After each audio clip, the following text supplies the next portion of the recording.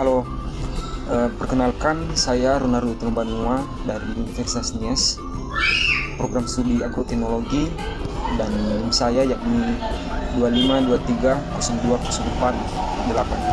Di sini saya akan memaparkan kepada saudara-saudara semua berkenaan dengan kegiatan kami atau pembelajaran kami selama kami belajar di Universitas Nias, khususnya pada mata kuliah Pancasila yang diampu oleh dosen yakni Pak Restu Yandi Kesakti Sebrate SHMH. Baik, langsung saja. Untuk pertemuan pertama kami tidak masuk materi. Hal ini dikarenakan pada pertemuan pertama ini adalah pertemuan awal, sehingga kegiatan kami lebih kepada perkenalan antara mahasiswa dengan dosen dan antara mahasiswa dengan mahasiswa lainnya. Lanjut masuk pada pertemuan kedua dengan judul yakni konsep dasar Pancasila. Nah, pada pertemuan kedua kami sudah masuk materi, dan materinya itu yakni konsep dasar Pancasila. Nah, yang menjadi poin penting yang perlu kita pahami di sini adalah bagaimana fungsi Pancasila dan apa peran Pancasila di dalam kehidupan berbangsa dan bernegara Indonesia. Sebagaimana kita tahu bahwa Pancasila adalah dasar dan ideologi negara yang dipertegas dalam pembukaan Undang-Undang tahun 1945 dan juga pada Peraturan Perundang-undangan Nomor 2 Ayat 3 UUD 1945. Dan yang perlu kita pahami di sini dalam memahami konsep dasar Pancasila, bahwasanya Pancasila itu memiliki 5 sila, dan di setiap silanya itu memiliki nilai, yakni nilai ketuhanan, nilai kemanusiaan, nilai persatuan, dan nilai musyawarah, dan terakhir nilai keadilan. Dan kelima nilai yang terdapat dalam kelima sila Pancasila tersebut bersumber dari kebiasaan atau nilai-nilai leluhur yang memang sudah ada di masyarakat Indonesia bahkan sebelum masyarakat Indonesia menyatakan diri merdeka. Lanjut masuk pada pertemuan ketiga. Pada pertemuan ketiga kami lagi-lagi tidak masuk pada pembelajaran materi oleh Pak dosen.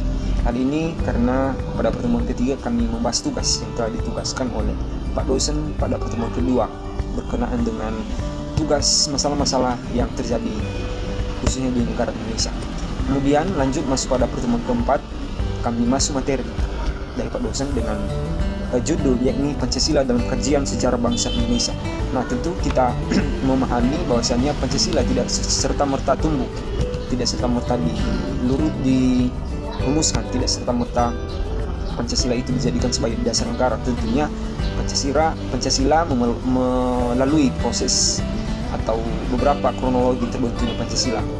Ada 3 golongan atau periode besar terbentuknya Pancasila. Yang pertama, periode pengusulan, di mana pada periode ini beberapa organisasi-organisasi pada masa itu seperti Budi Utomo, Masyarakat Islam mengusulkan dasar-dasar berdirinya sebuah Pancasila.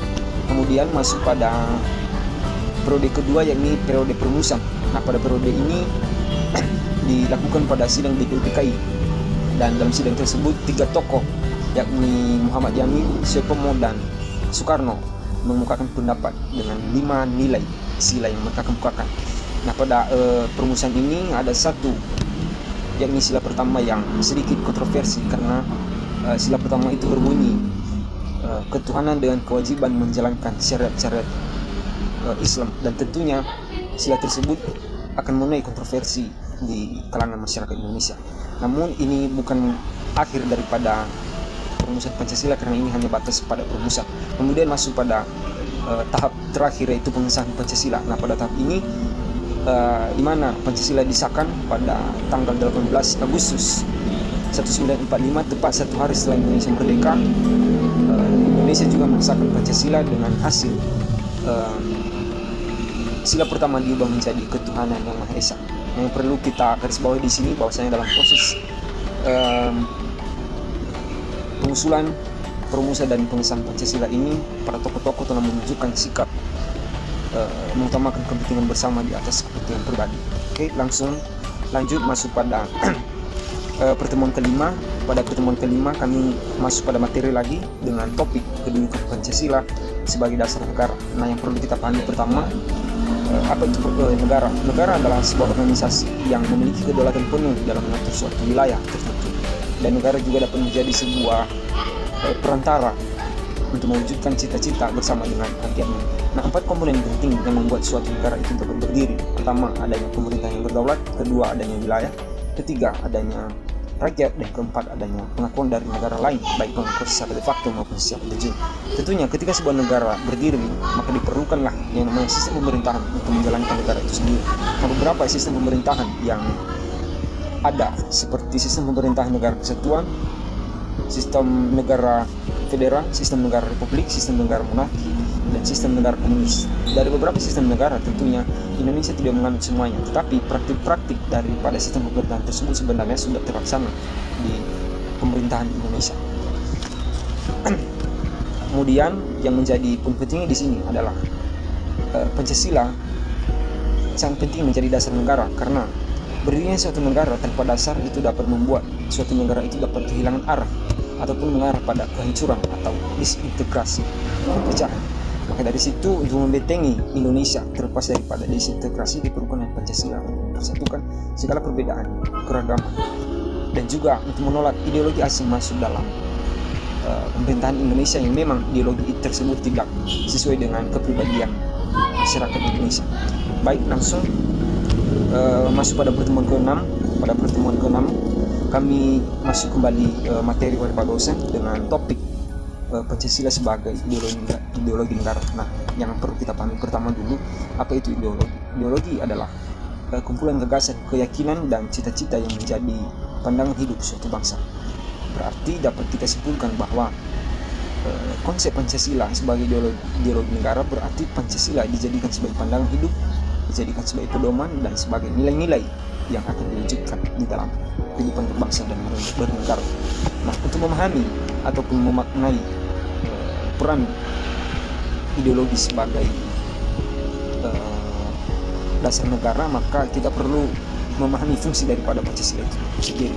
Nah, beberapa poin besar yang sudah saya rangkumkan, bahwasanya Pancasila yang pertama difungsikan sebagai sarana pemersatu.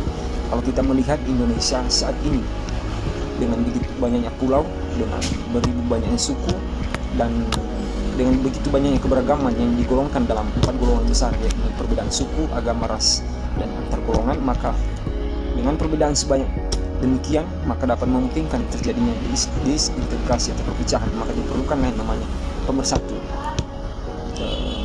Kemudian masuk pada fungsi yang kedua, di mana Pancasila dijadikan sebagai pedoman dalam menyelenggarakan negara atau penyelenggaraan pemerintah. Sebagaimana kita tahu bahwa Indonesia adalah negara hukum, dan perlu kita tahu bahwa pembentukan peraturan di Indonesia itu sebenarnya berdasar pada pertimbangan atas nilai-nilai dasar Pancasila, apakah peraturan tersebut dibuat sesuai dengan nilai Pancasila kah atau tidak. Kemudian yang terakhir, bahwasanya Pancasila dijadikan sebagai sumber nilai. Kalau kita lihat, Pancasila memiliki 5 sila, dan di setiap silanya itu memiliki nilai, dan nilai-nilai tersebut dijadikan sebagai pedoman dalam kehidupan sehari-hari. Contoh, sila pertama, nilai ketuhanan, menekankan pada masyarakat untuk hidup takut akan Tuhan. Kemudian nilai kemanusiaan, menekankan manusia untuk saling menghargai. Nilai persatuan, menekankan bahwa kepentingan bersama lebih penting di atas kepentingan pribadi. Nilai musyawarah, memungkinkan atau menekankan kepada kita bahwa keputusan itu lebih baik diambil secara musyawarah dan bukan keputusan pribadi. Dan terakhir itu nilai keadilan, menekankan pentingnya untuk menghargai hak-hak asasi orang lain. Dan untuk pertemuan ke-7 kami tidak masuk materi dari Pak dosen, karena pada pertemuan ke-7 kami melakukan atau mempresentasikan hasil diskusi atau hasil kelompok kami dengan judul konsep ideologi sebagai dasar negara. Nah, itu saja kira-kira yang bisa saya sampaikan. Atas perhatian dan atensi dari saudara-saudara, saya ucapkan terima kasih.